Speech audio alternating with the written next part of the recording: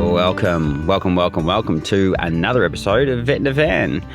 In this episode, we visit Mungo National Park, a World Heritage listed ancient landscape and home to the remarkable discoveries of Mungo Man and Mungo Lady. The dry lakebed and striking sand formations tell a story of changing climates and ancient cultures. We've been wanting to visit Mungo for a long time, and it certainly didn't disappoint. We have arrived. This one's us, we reckon? What do you reckon? That's it? Alright, plenty of camp spots here. But this one is us. Come back to there, you reckon? Yeah, you should be alright. If you go forward a little bit more, pull towards your right as you're going. You're rather right. Yeah, that's fine. Alright, yep, that's good now.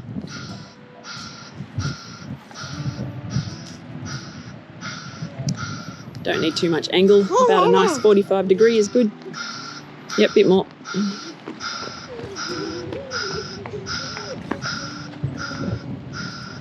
Beautiful.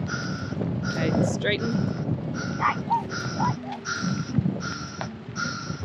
A bit more left hand down. Yep, there you go. Follow her towards me and you should be good.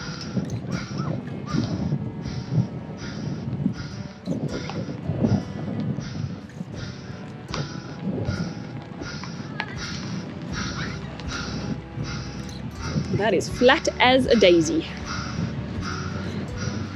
Footpath off the road. I'll come and have a look. You've still got like 1.5 meters behind you if you want to.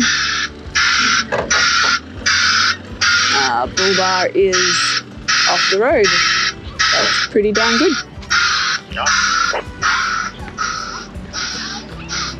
Not a bad view. Dear me, bit of pent up energy.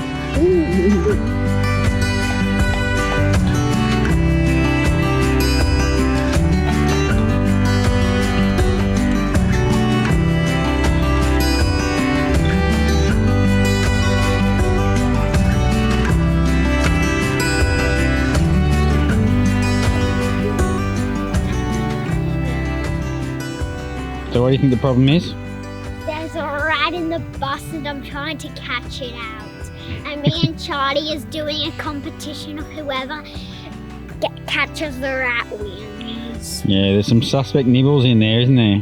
Yeah. What are we going to do? There have been a nibbled milk carton and a nibbled bib. Where's your rat trap? This is it so far. Yep. So my plan is if I had a hook, I was going to plop a hook on, I was going to wrap this around and plop a hook on it. Then I would have plopped it down there and plopped cheese on the hook. So then it runs in, takes a bite, can't get off. Oh, so you hooked the poor mouse. Oh. My hook is much more humane. What's your strategy? Have you got a trap yet, Charlie? Mm-hmm. That. Okay. Lego. Oh. Come on, Lego. Alright, we'll have to set them up there tonight, see if you can catch it. That's to hold it on for a little. Yeah. That goes in, walks, swings, then flips upside down. Alright, we'll put them in there tonight and see how you go. If he tries to escape the bottom. Alright, we'll put them in there, see how we go, eh? Look at this. And it's impossible for me to complete mine because they do not have a hook. Even that. About what?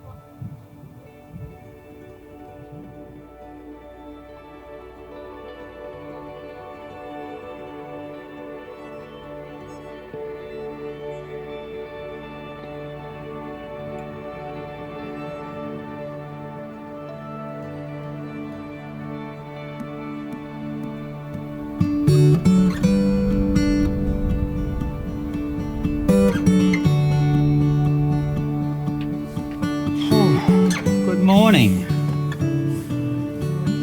morning. We finally made it out the door. And it's like 10 o'clock. That's not too bad. So the weather's going to be okay this morning, but it's going to get cruddy this afternoon. And it's blowing a gale out there. So we I'm going to try and do this drive. Bits of it are closed, but we're just going to kind of head in the direction and stop and see what we can see. Right. That's the plan.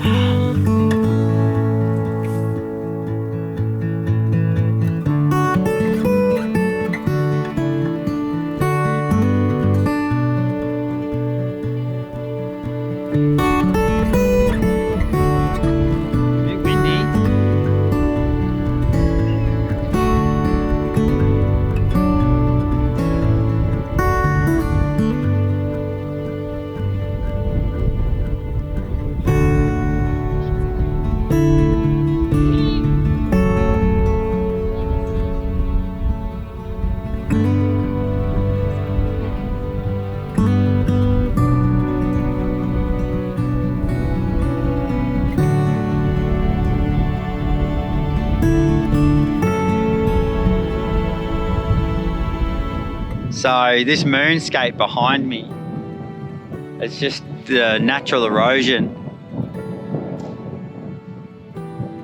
that keeps on unearthing all of these artifacts like clams and old stone tools from 40 odd thousand years ago and everywhere in between. Because this, basically where we're standing right here, was pretty much the edge of the lake. And then out here, across that vast expanse, and sorry for the wind, that would have been all lake as far as the eye could see back in the last ice age. Well, we're still in the ice age, but when the ice age was a lot more glaciated. And so here would have been a very different place. Trees and birds and, well, you can see on this sign here, all of that stuff. Megafauna and whatnot. But no, it's like a little moonscape. It is very, very cool. It's a different experience. I don't think we've seen anything like this in our travels before. And so unfortunately, this is as far as we can go on the loop, because that big road closed sign there, apparently there were the floods. I don't know if I said before, but there were floods back here in December. And the floods unearthed a whole lot of artifacts, and so they can't really go through and fix the road until they figure out what it is that's been unearthed. So for now, the loop's closed, and I think we're going to go and see what else we can find. How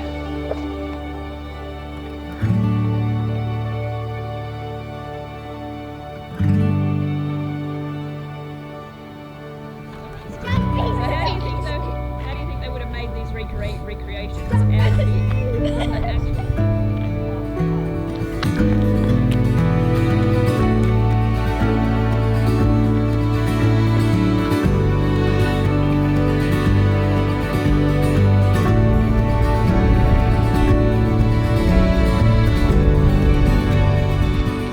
One of the things that Lake Mungo's renowned for is they uncovered a clay, or a now fossilised clay bed, where there was 40,000-year-old footprints, and they've got recreations of them here. Unfortunately, you can't actually go and see the original ones because they're A, very fragile, and B, covered in sand now to keep them preserved. But it's still kind of eerie that there's these footsteps from tens of thousands of years ago, and there's like kids' footprints. And yeah, it's a shame you can't see them, but obviously these things need to be protected.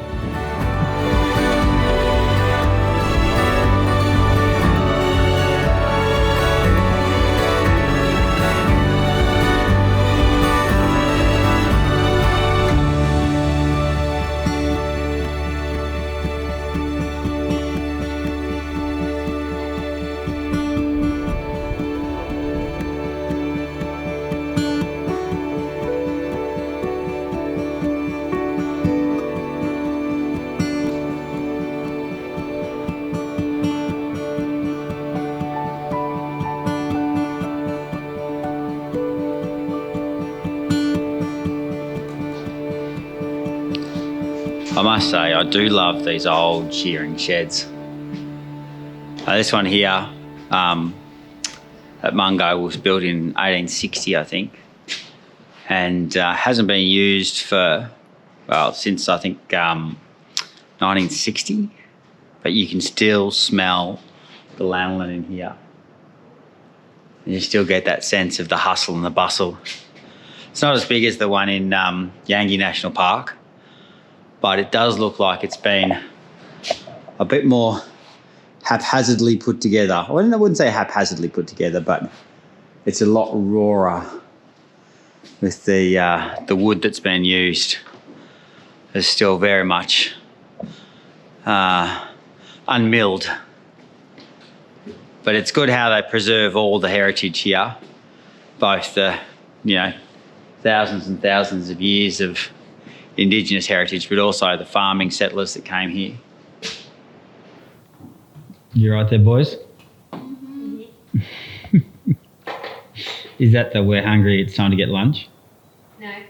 Okay. Halfly. Halfly? 100%. That's person figure taking photos. I'm videoing. What do you think of this wool shed? Do you like the Yanga one better? Yes. No. At least this one doesn't smell. Yeah, this one smells less, so this one's better. Oh, you can still smell it though, can't you? I can smell It's it. not as potent. No, well, hasn't been used for like 60 years. Okay, so it looks like a big storm's coming. Not too big, but 10K hike for the win. we were going to do a hike, but I think there's this. Looks like the storm is about an hour and a half away. So I think if we did it, we would probably end up getting wet. So we've made the conscientious decision to just do a stroll. The nature stroll. The nature stroll, which is here from the actual campground, which is just a little one. And there's a lookout here that we want to check out as well. So if it does rain, we can boot scoot it back to caravan. Nature stroll. Let's do it.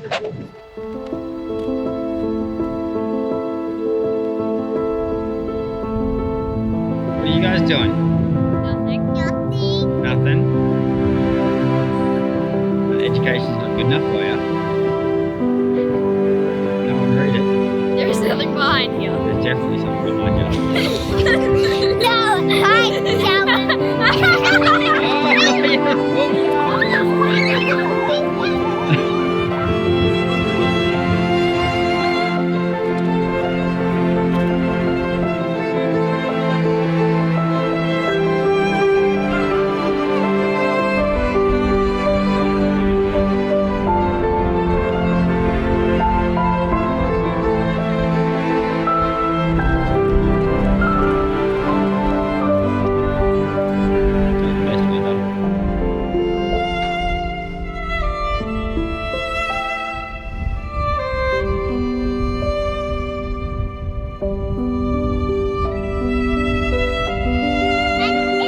I said it once and I'll say it again. That view behind us, just imagining that full of water is just, would have been such a massive amount of water here.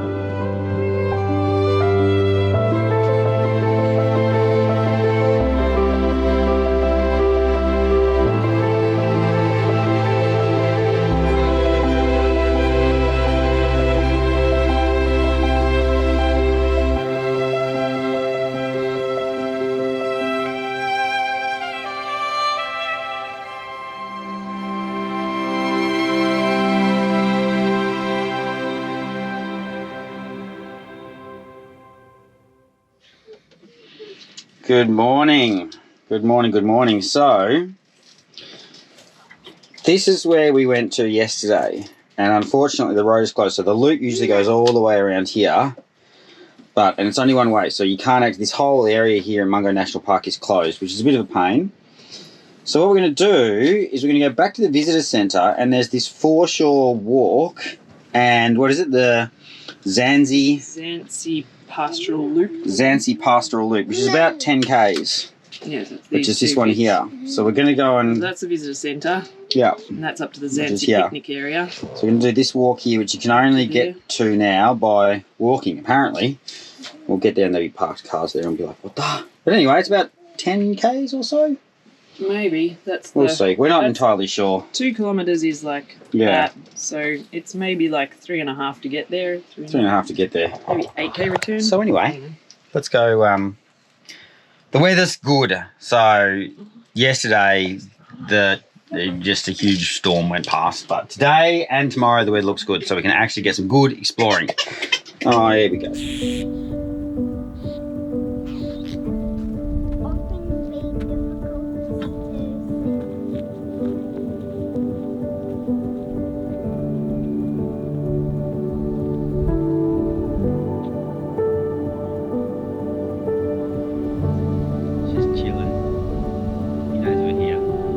If you can make it out, but there's like 7 or 8 goats sitting up there. Such a problem with bears here. They eat everything. These cypress pines, that's what the wool shed's made out of that we saw earlier, but they just look like little bonsais here. So there we go, we've made it to Zansi, and as expected, it's a whole bunch of cars parked here.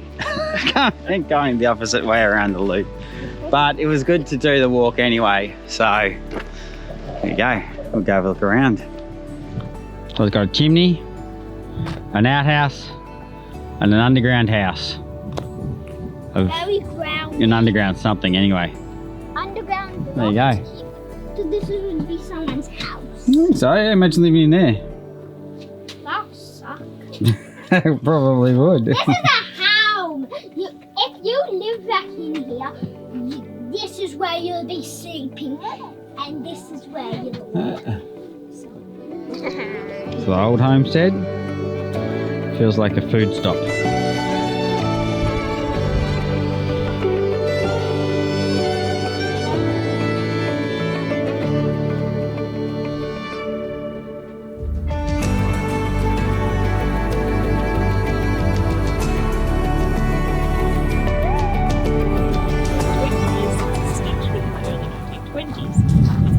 Came at a time of prosperity for the wool industry in Australia as international markets recovered in. I feel like we're just doing a tour of wool sheds. Yeah. Yeah. It's another wool shed. This Dive in.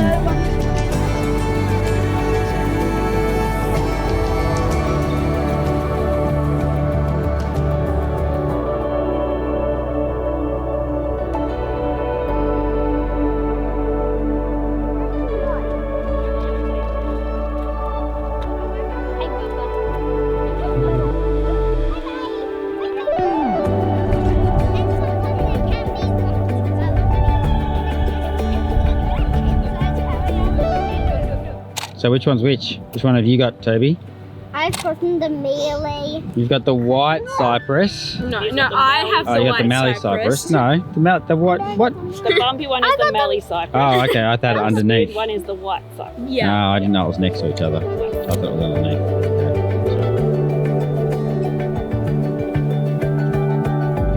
Wow, such a There we cool go. footprint. Made it back. There's a wool shed. And there's the bus off in the distance. Very good. Well, they used to use this stuff for tools and stuff. You can see like chips off right here and here. Mhm. And they use them to make tools. And they use the tools to get other tools. So what's it called? What's the name of the rock? Limestone. Silkrete. Silkrete. Yeah. And you can see on this one here, you can actually see where they've chipped. And how did a they piece chip it out. off? They used the rock. What other sort of rocks rock? too. Does it have to be a harder rock or a softer rock? Harder. Very good. That moment when you think to yourself, why aren't I getting much solar in? Dude, you're on me panels, bro. Just cause. Yeah, you do that. I don't need power anyway.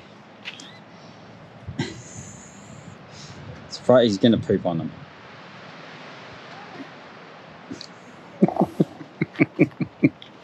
We're not gonna do anything this afternoon. We've got fire going. And so I think the afternoon, I've got some amazing steaks. So I picked up butcher on the way through one of the country towns. I picked up a whole fillet. So we're going to do some. I've salted them this morning. I've now got them sitting in the fridge, just doing their thing. So I'll put them on in a couple of hours and they should be beautiful. With only one day left at Mungo National Park, we headed out for a guided tour around the walls of China.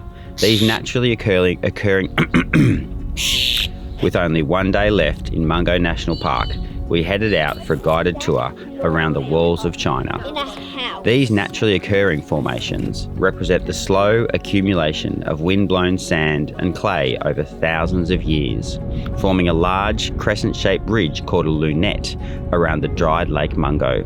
This is also the site of two extremely important discoveries that changed the way we understand human history in Australia. In 1969, archaeologists uncovered the remains of Mungo Lady, the world's oldest known cremation, dating back over 42,000 years. Her careful burial shows that even then, people had complex cultural and spiritual practices. Just a few years later, in 1974, Mungo Man was found. He too was laid to rest more than 40,000 years ago, and his body sprinkled with red ochre, the earliest known use of ochre in burial anywhere in the world. Together, Mungo Man and Mungo Lady tell us ancient humans have been living, caring and practicing ceremony here for thousands of years.